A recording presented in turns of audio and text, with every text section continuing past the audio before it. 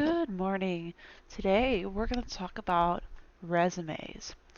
So you may or may not have heard of what a resume is. You're going to be creating one for the 21st Century Readiness Project, but you will also need a resume in life generally. I would argue that this this document that you're creating and learning how to make this document well is one of the most important documents you're going to create for this class, because you're going to use this document for college recommendation letters. If you need a recommendation letter for a college, oftentimes a teacher will ask you to send them your academic resume.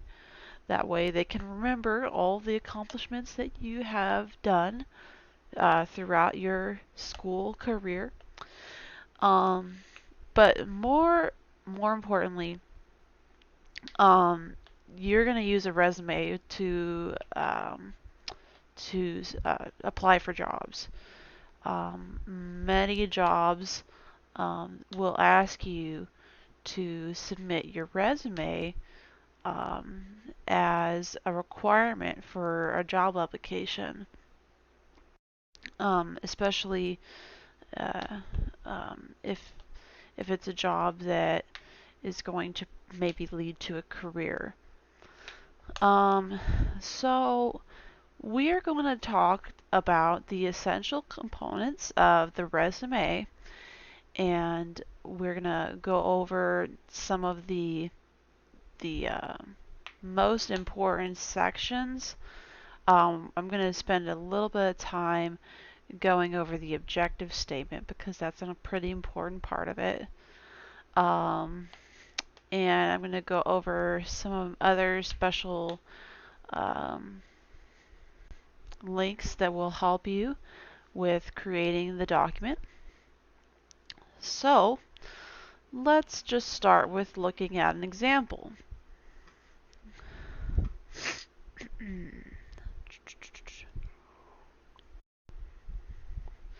So here we see an example of a traditional academic resume.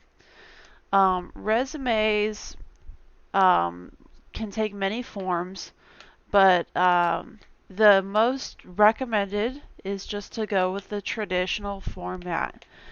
What you have here is you see the header, you have the name of the applicant, which would be you, and the address, phone number, and email. Now, this is important, so pay attention. Here, this is where you would typically put your address, but I'm asking for the purposes of this project that you put the school's address, because this is going to go on your website for the project, which is supposed to be public. So I'm asking that you please do not put your actual address or phone number on here. Okay? But when you submit a resume for a job application, you put your own. That way they can mail you job offer letters. When before I got the job at Sandhogue, I had applied to another local private school. I worked at a private school for a few years before working at Sandhogue, and I decided that that school was just not for me for various reasons. And so I applied for Sandhogue, and I also applied for a couple other private schools. And I also applied for I think I applied for Hokai. Yes, I did. I did. So what happened was, I got a job offer letter from a private school after I did the interview from a local private school. It's very close to here, actually. And then the next day, I got a call from Miss Simpson saying, I want you to come in for an interview. So I was like, whoo, okay. But the reason they had my address for the job offer letter from that private school is I had it on my academic well, actually I made a career resume, not an academic resume. but my address is up here. But I was really happy to get that call from Miss Simpson because I really wanted to work here. I've been hearing great things about this school for a long time. So there are two types of resumes. One is an academic resume, and the other is a career resume. You may have heard me mention that a moment ago, that I used a career resume when applying for this job. An academic resume focuses on your school and what you've done in school. A career resume focuses on your job experience. Pretty much all new career people are going to start with using an academic resume because they don't have a lot of job experience yet. So it doesn't look as impressive to start off with your job experience because there isn't a lot of it. So, you want to highlight what is really special about you, which is at this point your schooling. But once you gain a good amount of job experience, you can move towards using a career resume. The most important thing about resumes is to remember that you are selling yourself with this little piece of paper. It sounds bad, but it's true.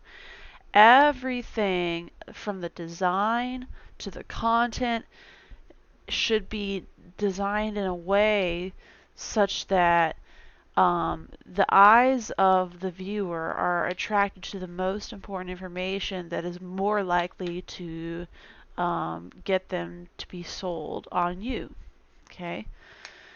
So you're going to want to pay very careful attention to how you format everything, and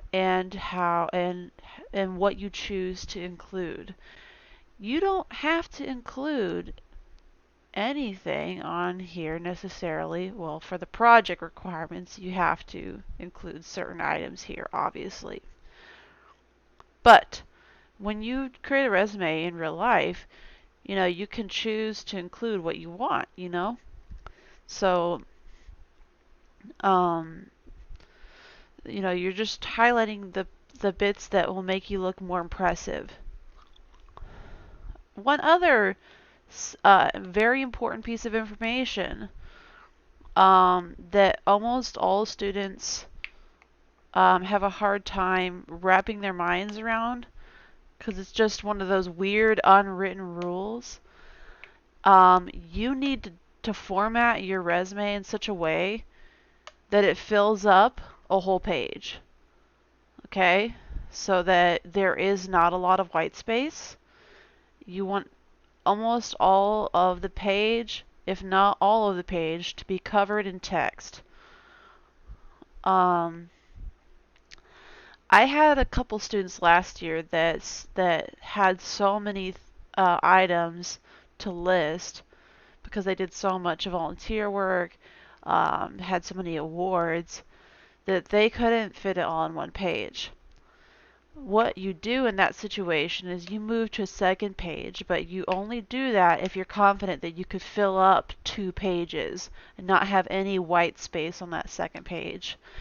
It's just that weird unwritten rule. The reason that people do that is because it makes you look more impressive to have a filled up page.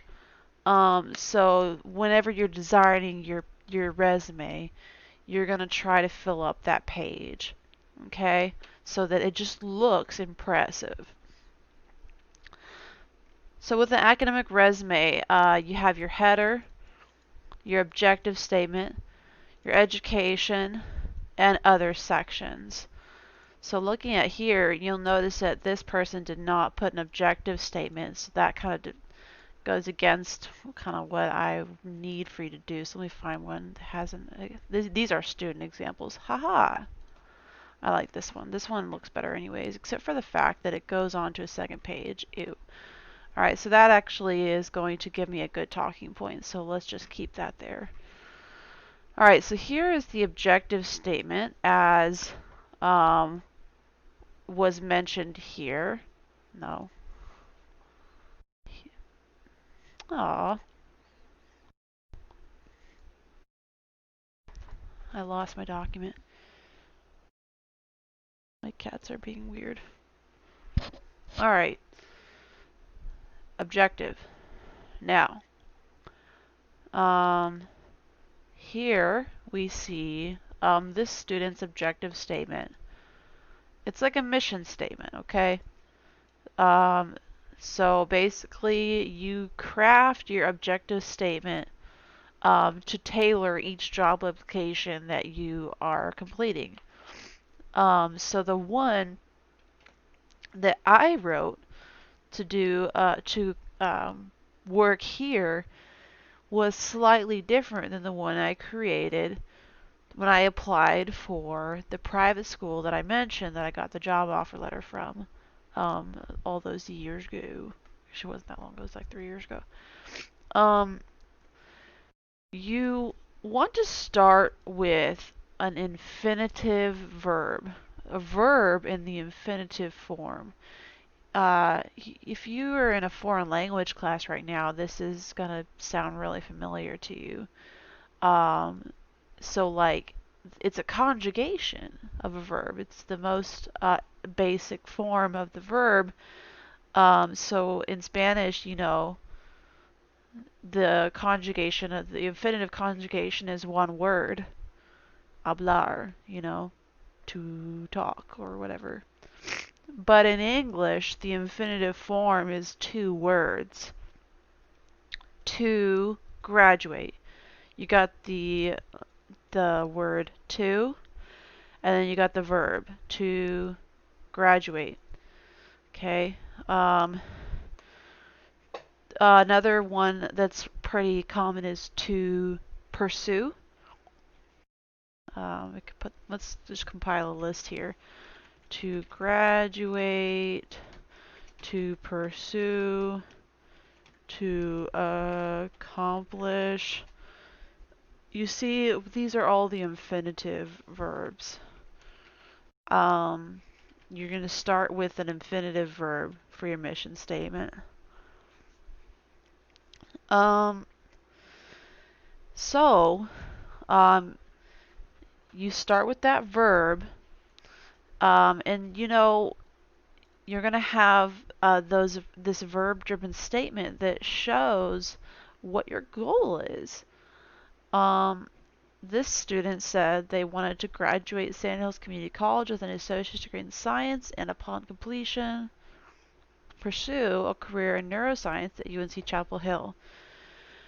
You may not know what you want to do after you graduate from Sand Hills or Sand Hoke. Then you're going to want to highlight perhaps you know, something about yourself that you just want to accomplish, which could just be, you know, graduating this school and then, you know, maybe working a tech career. Like I know a couple of you have mentioned that you want to be shop technicians, so you want to mention that. That's your goal. The objective statement is much like a company's mission statement. So let me give you an example of a company's mission statement. I am hungry, so I'm thinking of Chick-fil-A. Let's do mission statement. You see here they start with an infinitive. You know they're a Christian company, so that's what they start with. But you have 1, 2, 3 infinitive verbs, and that's fine. Let's look at Old Navy. Here's their infinitive verb. And let's do one more.